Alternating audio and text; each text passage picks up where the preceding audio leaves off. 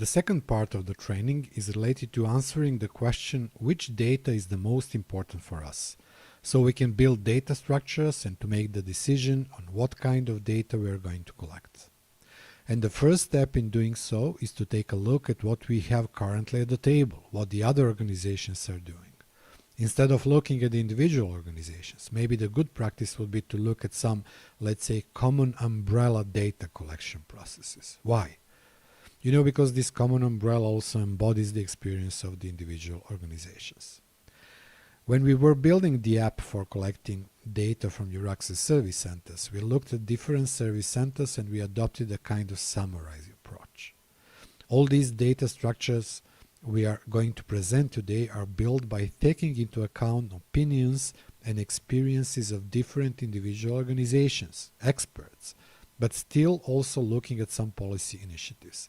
So I believe that this is the good first step, to look at what is going to be required or requested by the European Commission. We're going to start with something very simple, the process that I have already mentioned called EURAXESS biannual statistic reporting.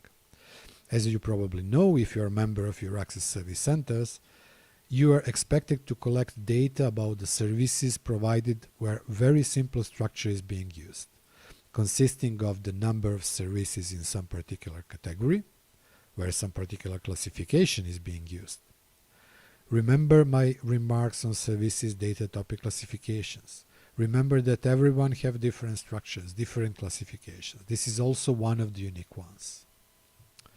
Another piece of information needed in this case is average response time.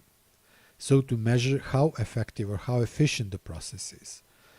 One of the obvious problems with this data structure is that service provision data do not distinguish between the personalized assistance, signposting, or information provision. When we do not have this distinction, we may end up with a very distorted summary of the average response time, because sometimes average response time may be 7 days, and sometimes someone would say that that's too long, but for some problems to be resolved, 7 days is quite a short time. So since we do not know what kind of problems are resolved by those services, we cannot tell a lot from this average response time. Again, this remark is bound to something that we already talked about, to how we are going to use data. You can see some of the stats here. This is what researchers ask for in the most cases. Entry conditions, and visa is the first and accommodation is the second.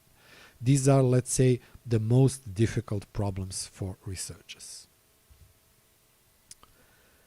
Researchers' Career Observatory is a novel initiative. It's a new project by European Commission.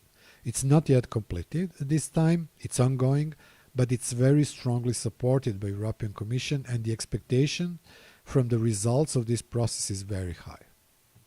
This is not a project awarded in a competitive call by some consortium or universities or organizations. In this case, an external contractor, a company, has been awarded the contract to do exhaustive research and to set up different indicators by also engaging with many different experts, other initiatives and projects.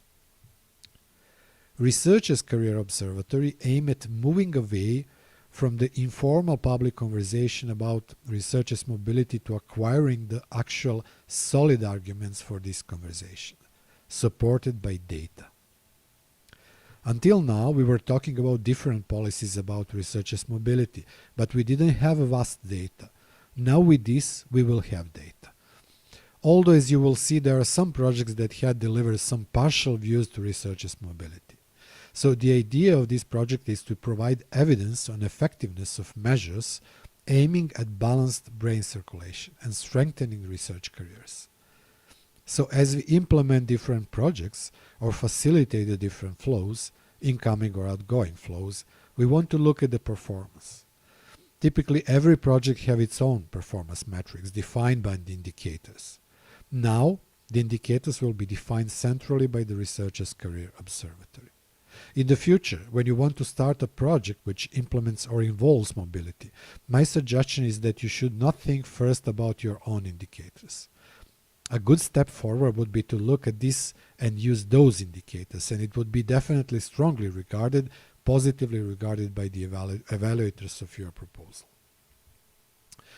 The indicators are defined in the context provided by the conceptual framework of the observatory.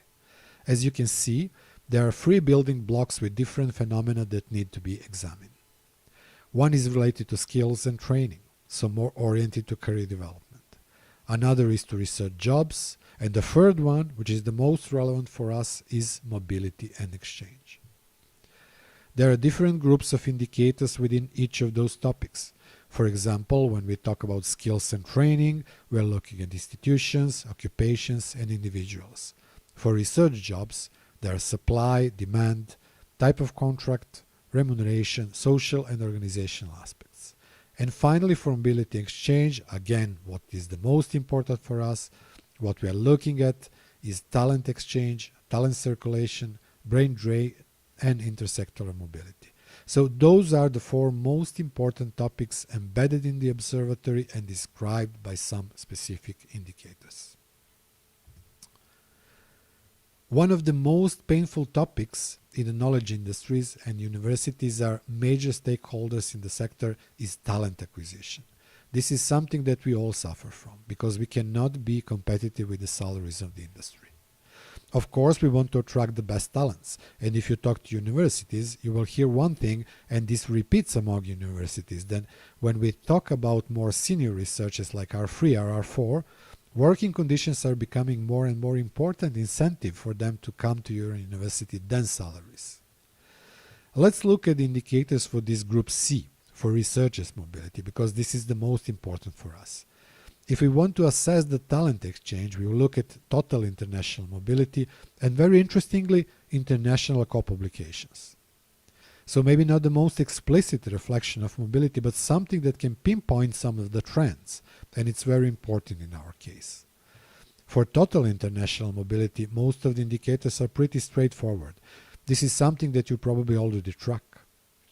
Foreign PhD candidates, graduates, long-term mobile career stage and post-PhD researchers, short-term mobile post-PhD researchers. One interesting thing which you maybe did not foresee in the past is the virtual mobility as a substitute for physical one. This is something that was introduced before COVID. It's not COVID related. Virtual mobility is something that was on the table at the European Commission long before COVID, and a topic that needs to open. It was a subject of different co-publications that has never been strongly promoted so far. But now, obviously with COVID, it became even more important. You can already see home office policies at many universities today, where work from home is basically established as something that also becomes part of your contracts, or simply a part of the expected normal work conditions. Huge change has happened. Normally, it does not affect efficiency or effectiveness, but it changes a lot of things. It changes your requirements for the office spaces. It affects maybe your decision to build new buildings for your research, because now home office is also an option. And also changes your decision making in talent attraction for all of the universities. You can see here the indicators related to the other groups, namely talent circulation, brain drain, and intersectoral and interdisciplinary mobility. The latter is very difficult to track. For example, researchers are taking sabbaticals to spend some time in an industry and fill the salary gap, at least for that period. And those career pivots are basically invisible for organizational data collection processes. You can see that in the intersectoral mobility group, we have PhD, post-PhD intersectoral mobility indicators, value of intersectoral experience in academic careers, interdisciplinary move during research. Interdisciplinary mobility is something that could sound to some people a bit outdated, because today for any researcher, interdisciplinary context is something that is assumed. You cannot be established and successful researcher if this is not inherent part of something that you do every day, in many cases. You have to be interdisciplinary because this is where the largest research gaps live. The intersections of science is the place of major opportunities for research. More projects has been repeatedly implemented in the last period in 4 iterations by the network of different organizations who were committed exactly to setting up indicators and collecting data about researchers' mobility. And as you can see, some of the topics for data collection were researchers, social demographics, education, PhD, doctoral training, working conditions, career paths and geographical mobility, which considers stocks, flows, motives, barriers, and effects. All this is something that you need to take into account when you build your own data structures. Click on the link below to find out more about MORE4 project activities and its outcomes. More studies show that it's not only about geographical patterns and basic demographics, such as marital status, family status, age, and if some dual career is involved or not, or type of mobility as shown on the slide. Obviously, it's very important for you to know the motives for the mobility. Some of those motives are science-related, such as funding, positions availability, access to research facilities or equipment, working with leading experts, quality of education and training, research autonomy, international networking, teaching versus research balance. Others are more practical, non-scientific, like remuneration, job security, social security, culture, personal and family reasons, pension plan. Yet, sometimes this is very difficult to collect as researchers are not always eager to openly share their opinions. I have seen a couple of times how the practice of setting up exit interviews for the researchers can help in addressing those trust issues that certainly exist during the onboarding stage. Exit interview reveals a lot about your organization. Researchers are the most sincere, the most open and transparent about their experience at the moment they exit your organization. And you can reveal a lot of unseen truths about the exactly at this point.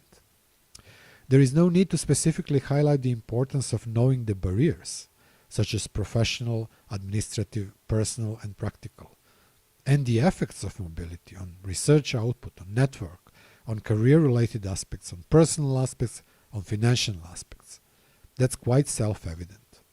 If you want to set up a project which you want to implement with the objective to gain more international visibility and to get more talent from abroad, use those indicators.